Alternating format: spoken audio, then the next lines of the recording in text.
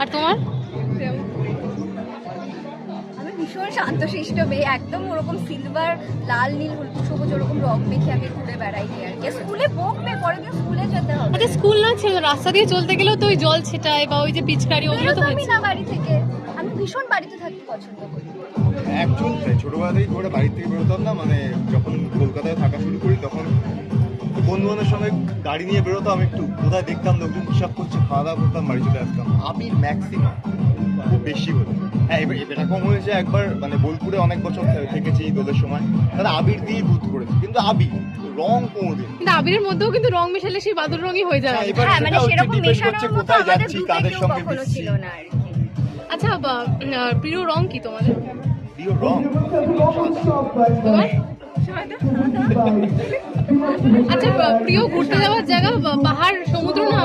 পাহাড় পাহাড়। তোমার? তুই ইন্টারভিউ খুলে দেখতো না, অনেক ইন্টারভিউ দেখ মুখস্থ হয়ে গেছে। দেখ তুই নিজেই বলে না দিচ্ছিস না না, আমাকে বলো একটু।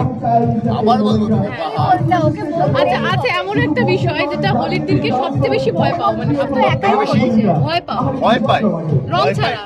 রং ছাড়া মানে রং নিয়েই তো সব ভয়। ভয় হচ্ছে ধর কুকুর বেড়ালদের গায়ে যে মানুষ রং দেয়, ওদের কোনো ইন্টারেস্ট নেই খেলার।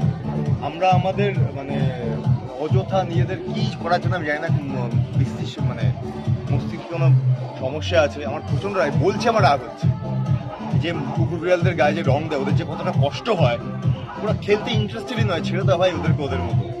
নিজে আনন্দ করো, কারোর ক্ষতি না করে। আচ্ছা আজকে হোলির দিন, মানে ভালোবাসারও দিন, একটা কমপ্লিমেন্ট দিয়ে দেবে জাস্ট। ওকে অপূর্ব সুন্দর লাগছে দেখতে। ও আর তুমি একটাও দিয়ে দাও। নতুন মিষ্টি বউ, অ্যাজ ইউজুয়াল আলাদা কি আমি কি কি ওকে বললে? নতুন মিষ্টি বউ। ও আর আমি তুমি? ওকে কি বলবো, নতুন বর? মানে ছেলেদের আলাদা করে কি মনে হয়, মানে যেমন আর ছেলেদেরও handsome লাগে। কমপ্লিমেন্ট নিতে ভালো লাগে। ওরাও কিন্তু ডিজার্ভ করে একটা কমপ্লিমেন্ট। আমি এতটা এরকম মানে এরকম দৌড়াইতে নেই, দিদার পিতার কঠিন ব্যাপার।